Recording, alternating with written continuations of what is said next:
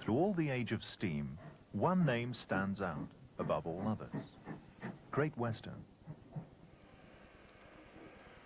But what was it that made the Great Western so very special? One reason was the loyalty the company inspired among those who worked for it, no matter how dirty or unpleasant that work might be, like struggling to light fires and raise steam in the cold of the early morning. Very often, a career with the GWR became a family tradition. Sons followed fathers, nephews followed uncles, as porters, signalmen and guards, cleaners, firemen and drivers. Every one of them taking a pride in belonging to what they firmly believed was the finest railway company in the world, the railway equivalent of the Coldstream Guards. Another reason was the quality of the engineering. At the turn of the century, Great Western engines, like their competitors, were a jumble of different designs. Expresses were pulled by a succession of small four-coupled engines, but however well driven, they lacked the power to pull the heavy long-distance trains coming into service.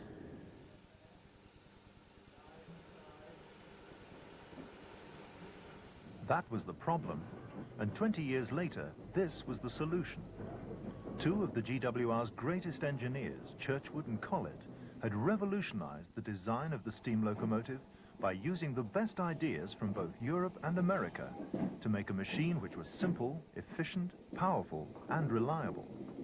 Churchwood began with two classes of express passenger engines, the Saints with 2 cylinders and the Stars with 4. His successor, Collett, upgraded the Star design to produce the Castle class, one of the most beautiful and the most successful engine designs ever built. With a taper boiler and 6 large driving wheels, the engines looked formidable, and they were. When they first appeared in 1923, they were the most powerful engines in Britain, and also the most efficient. That combination was extended to smaller engines too. Collett upgraded the Saint class in the same way to produce a smaller version of the Castles, which could pull heavy passenger trains when the need arose, and also cope with freight trains. These were the Hall-class engines, which in time would become a familiar and well-loved sight all over the Great Western system. With smaller driving wheels and 2 cylinders instead of 4, they were workhorses rather than thoroughbreds, but their lines and their finish had the unmistakable Great Western quality. Quality which extended to every facet of the company's operations, to its bus, steamer and air services, as it did to its unrivaled safety record.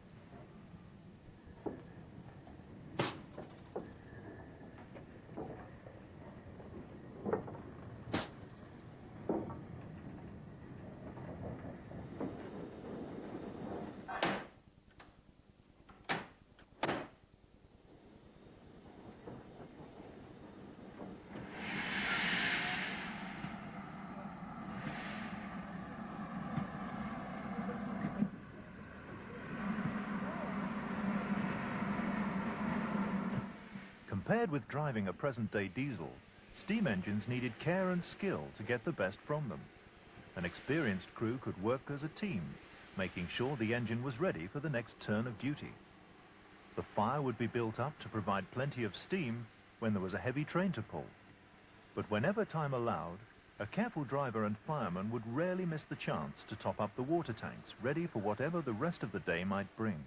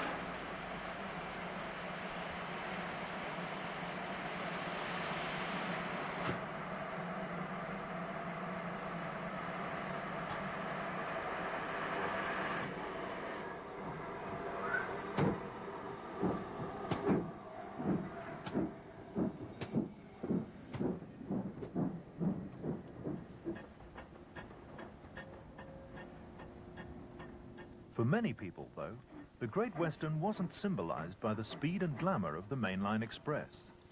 They remember it more like this: a branch line tank engine at a country station, ready to pull a pair of elderly coaches on an all-station stopping train to the nearest market town at an altogether slower and gentler pace. The engine is one of the smallest and lightest classes the company built. With inside cylinders and 4 driving wheels, the 1400 class of 042 tank engines were the mainstay of local services all over the company's system. They were often used for what was called auto train working. Running in one direction, the engine would pull the coaches behind it in the usual way. On the return journey, special connections between the engine and the train allowed it to push the coaches ahead of it, with the driver controlling the engine from the opposite end of the train.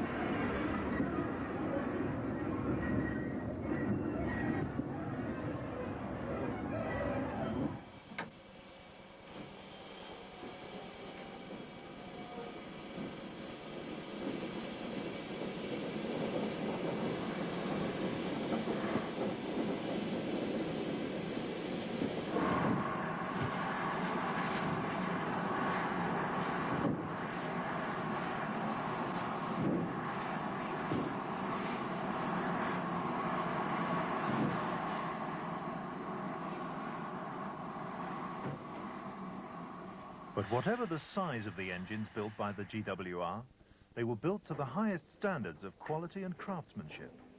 An engine like the Castle class shone with immaculate paintwork, no easy task with smoke and coal dust everywhere. It sparkled with brass and copper, like a carefully tended Rolls-Royce. And these engines needed a lot of looking after. Every time an express engine finished a turn of duty, it would need coaling and watering, and turning round, before its next job. Since today's diesel and electric locomotives have cabs at both ends, they don't need turning. So the only place to see an engine turned today is on a site like the Great Western Society Centre at Didcot in Oxfordshire. Here, a splendid collection of ex-Great Western engines is kept in the perfect location, an ex-Great Western engine shed.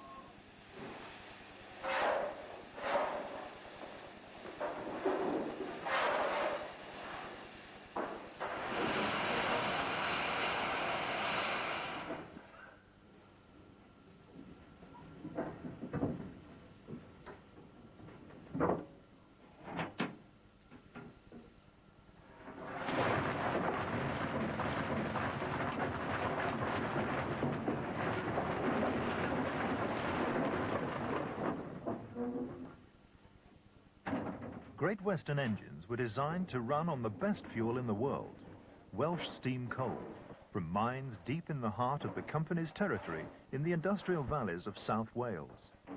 The company built special coaling stages, like this one at Didcot Shed. Coal was brought here in wagons from the collieries. When an engine needed topping up, tubs could be loaded and tipped straight into the tender. Another once familiar sight, now all too rare.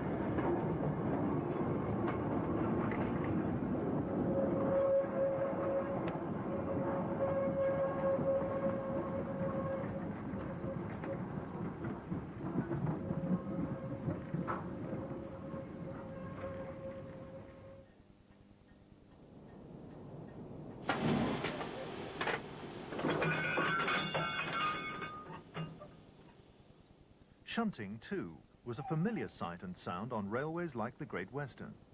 Local goods trains needed to stop to reshuffle their wagons every time they needed to leave a consignment at a local station siding or pick up a wagon for a destination somewhere else on the system. It was a job which was slow, inefficient, and ultimately very expensive. But the sight of the engine steaming backwards and forwards over the points and the rumble of the wagons being pushed and pulled into position will stir a host of memories for those who remember the GWR in its heyday.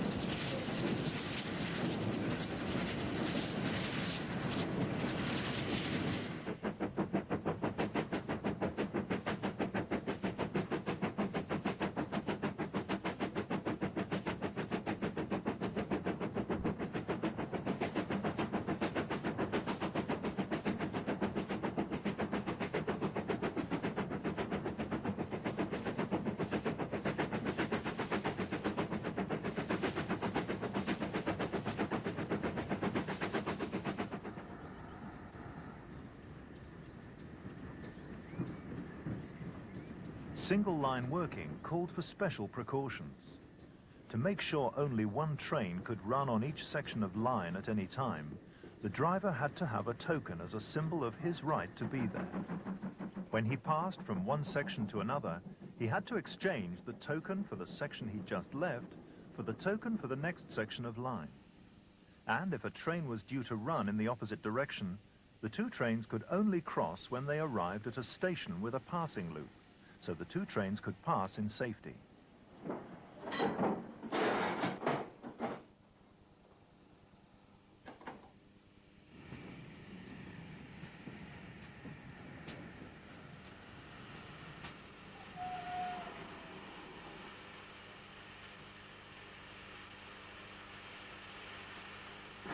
Today's Great Western enthusiasts are fortunate in being able to see the old company at work on several restored lines in different parts of the system. GWR trains run in South Wales, in the West Country on the Dart Valley Line and the Torbay Steam Railway, and here in the West Midlands on the 18 miles of the Severn Valley Railway, linking Bridgnorth with a new purpose-built terminus at Kidderminster, connecting to the British rail system.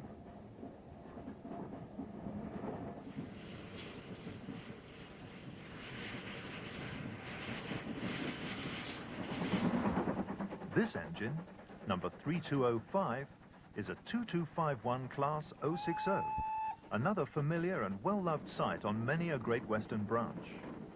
It was the first engine to work on the Severn Valley Line when it reopened in private hands after British Rail closed it in 1963. And now it's enjoying another lease of life on the West Somerset Line between Taunton and Minehead.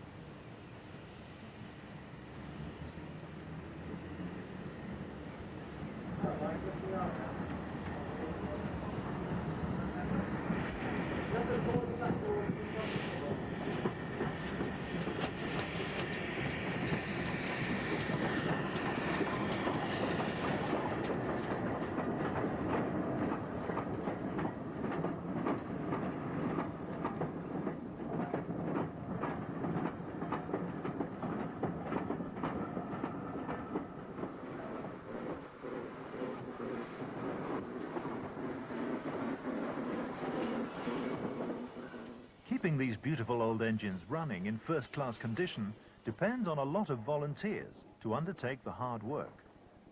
Apart from driving and firing the engines, there's a lot of maintenance work to be done. Not to mention cleaning and polishing wherever there's a gap in the timetable, so they look as good as new, more than 40 years after the last of them were built.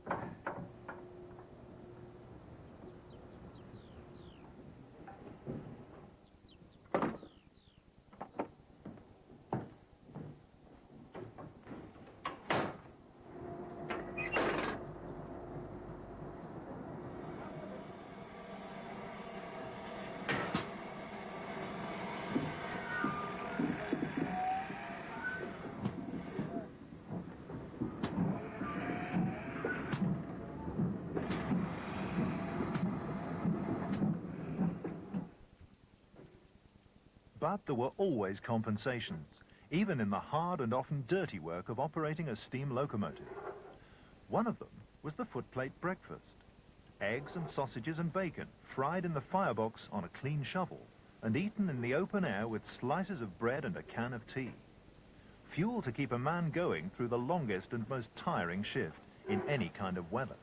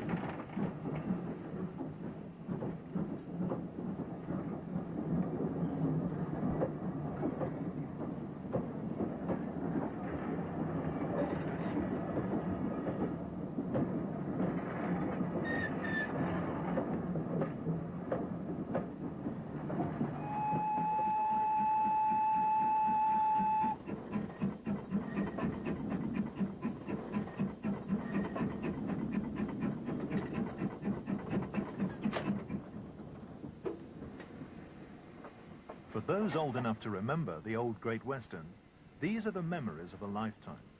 Of family journeys to seaside holidays, to school, to town, and later on to work.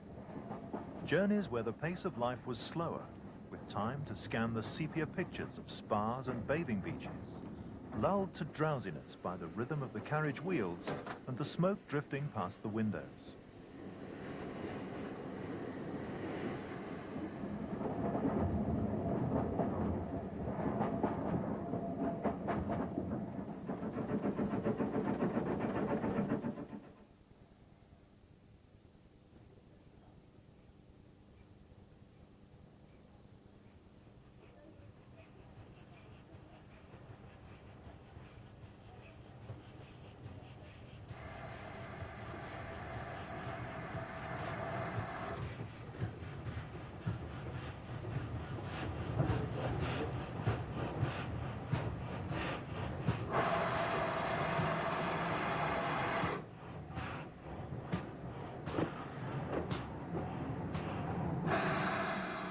Best of all, not every train was an express.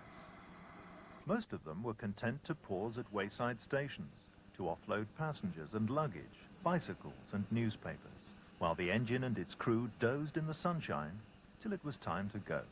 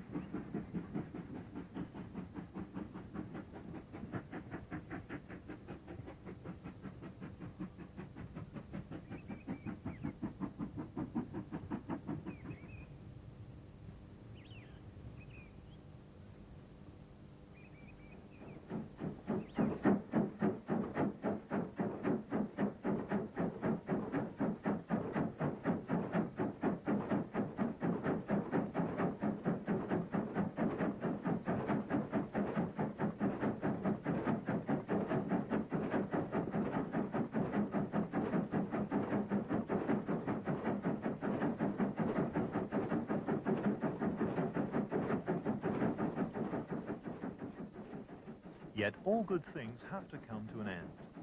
When railway nationalisation loomed ahead, it seemed as if the GWR's days were numbered. When, later still, the beaching axe began to fall, the future seemed darker still.